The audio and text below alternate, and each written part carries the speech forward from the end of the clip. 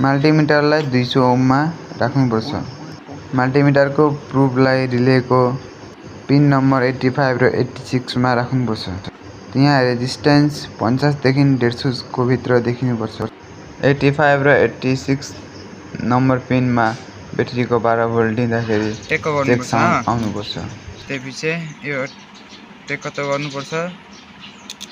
Beep sound 12 भोल्टको supply दिएपछि pin number 30 र 85 मा कन्टिन्युटी चेक गर्नुपर्छ। कन्टिन्युटी मोडमा सेट गर्नुपर्छ। देखियो आरामसे देखियो। त्यसपछि यसलाई यहाँ टाच गर्नुपर्छ। दोडामा कन्टिन्युटी हुनुपर्छ। लगा यहाँ यसमा र यसमा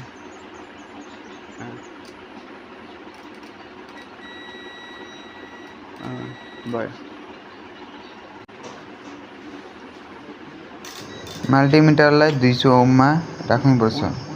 मल्टिमिटरको प्रुफलाई रिलेको पिन नम्बर 85 र 86 मा राख्नुपर्छ।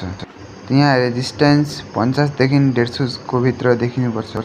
85 र 86 नम्बर पिनमा ब्याट्रीको 12 भोल्ट दिँदाखेरि चेक साउन्ड आउनुपर्छ।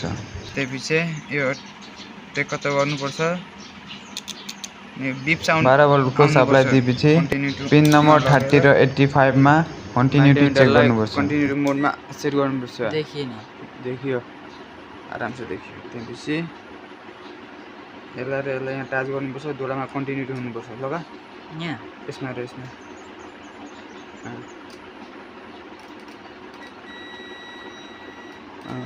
भयो।